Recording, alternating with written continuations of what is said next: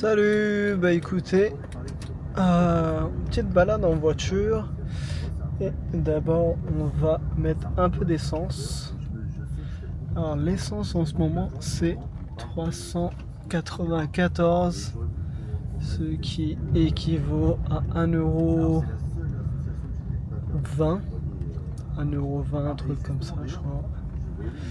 Donc le prix oui a augmenté malheureusement avec la situation entre l'Iran et les États-Unis, bah, le prix a monté. Dommage, on est en train de payer pour ça. Mais bon, j'ai pas vu vraiment de réduction en termes de trafic. Les gens sortent autant. Que ce soit les motos, les voitures, les 4x4, j'en vois toujours autant. On peut voir ça. Il y en a partout. Et j'ai pas vu le nombre de personnes conduire, réduire, descendre. Donc le nombre est toujours pareil. Et ensuite, ce que je peux considérer, je peux comprendre, c'est que les gens ont des sous, ont des épargnes, arrivent à ajuster, arrivent à faire ce qu'il faut pour générer plus de revenus. Et puis voilà, donc c'est pas plus mal, c'est bien. Je trouve que ça permet de continuer à vivre normalement, si on peut dire ça comme ça. Donc voilà, au Pakistan, on a Total et on a un service à la demande. Du coup, on n'a pas besoin de sortir pour se faire servir. Donc il y a un monsieur qui va arriver. Il va me demander combien faut que je mette d'essence et puis voilà. Walaikum salam, 15 litres. 15 litres, ok sir. Donc voilà, monsieur il m'a demandé combien je voulais. Et toutes les voitures, que ce soit les motos, que ce soit tout le monde en fait est servi par quelqu'un. Donc beaucoup de monde ici qui est disponible pour vous servir. Donc je trouve ça sympathique, je trouve c'est bien, surtout quand il fait chaud, surtout que quand il fait pas beau.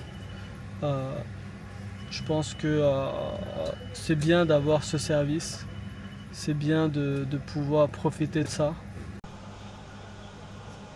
Et puis voilà, donc je trouve ça assez intéressant. Tant mieux. Donc là, ça fait 5 921 à payer pour 15 litres. Donc voilà, on va payer par carte bleue. Et il est déjà au courant que... Donc là, il me demande d'avancer pour pas embêter les autres. Donc voilà. Je vais mettre mon petit code. Tac, c'est fait. Voilà, on a payé. Et puis voilà, super rapide. Merci, thank you. Et puis voilà. Donc là, il y a un monsieur qui est en train de gonfler les pneus. Là, vous voyez la queue. Hein. Et c'est un jour comme les autres. Voilà, c'est pas parce que il n'y a plus d'essence. C'est toujours comme ça. Beaucoup de voitures ici. Voilà, on reprend la route. Je fais le demi-plein. Donc voilà. Écoutez, en ce moment c'est assez tranquille. Rien de catastrophique. On vit normalement. Et les gens s'adaptent vite. Moi personnellement, j'ai vite changé mes petites habitudes et on s'adapte parce que c'est comme ça que ça se passe. Donc là, vous voyez, c'est le quartier de Lake City. Lake City, c'est un quartier résidentiel super huppé. Il a été fondé il y a une quinzaine d'années et depuis, on a le droit à des quartiers super modernes. Voilà, là on a une femme qui conduit. Voilà. Les femmes conduisent aussi. Donc ceux qui pensent que les femmes ne conduisent pas au Pakistan, c'est faux. Et là, je vais vous faire découvrir Lake City Mall. C'est où on retrouve tous les bons petits restaurants du coin et en face de la grande mosquée. Donc voilà, ça c'est Lake City Mall. Donc super comme mosquée. Énorme, elle est juste énorme. Regardez-moi ça. Magnifique. Essayez un peu de refaire la mosquée de... Comment elle s'appelle? Celle de Abu Dhabi. J'ai oublié son nom. Elle est au nom d'un cheikh, si je ne me trompe pas. Donc voilà. Hop. Donc là, on va quitter Lake City. On va prendre le périph'. Et vous allez voir sur le chemin que c'est assez cool, c'est tranquille de conduire au Pakistan. Bien sûr, si on va en ville, on va dans l'ancienne ville de Lahore, ça va pas être la même chose. Ça va être un peu plus bouché. Il n'y aura pas d'aussi grande route. Après, c'est normal. On peut dire Lake City, c'est la province. C'est le Val d'Oise. C'est la banlieue en fait. Donc ouais, on peut dire ça comme ça. Donc là vous voyez les grandes maisons magnifiques, des villas de un canal c'est à peu près 400 mètres carrés. Donc vous avez des villas de 300 mètres carrés, 350 mètres carrés, juste énorme. C'est magnifique. Et franchement, lorsque vous avez une villa comme ça, vous vivez super bien au Pakistan. Vous manquez de rien, vous êtes tranquille, vous êtes dans un bon quartier. Si vous êtes à DHA, si vous êtes à Lake City, si vous êtes à Model Town, Gulberg, c'est des quartiers top. Même Badiaton, c'est un quartier top. Là, on voit une nouvelle maison qui est en construction. Il y a plein de maisons qui poussent à droite, à gauche, partout. On voit des nouvelles constructions, on voit des nouveaux trucs pousser partout. Et voilà, du coup, ça prouve que l'économie va bien, ça prouve que le pays va bien, ça prouve que c'est pas aussi catastrophique qu'on vous le raconte. Voilà, là on peut voir qu'il y a une belle villa. Magnifique.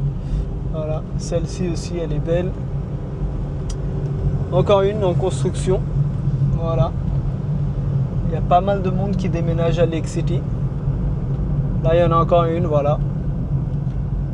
Rien que dans cette vidéo on en a vu quelques-unes. Donc ça vous laisse encore une par là. Et encore il y a un truc qu'il faut comprendre, c'est que il y a une limite en fait, ils ont fixé une limite de construction par mois. Du coup, chacun doit attendre. Même si vous avez les moyens, il faut attendre pour lancer sa propre construction. Ça c'est énorme, c'est le nouveau centre, on va dire quartier commercial qu'ils sont en train de créer. Et là ça va être que du retail, que des boutiques, restaurants, ça va être rempli. De l'autre côté, c'est déjà plein. Il y a énormément de choses de l'autre côté.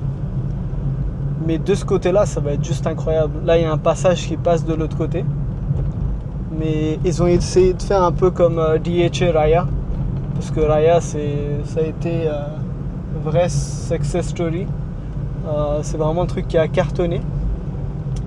Brim, ça appartient à un British pakistanais, un jeune d'Angleterre qui a monté sa chaîne de fast-food au Pakistan, Tim Hortons, et un truc super connu, ça s'appelle Tehzeeb, et franchement, Tehzeeb, c'est top. Vraiment top. Tehzeeb, c'est vraiment top. Voilà. Tehzeeb, c'est on va dire une boulangerie où vous faites vos petites courses.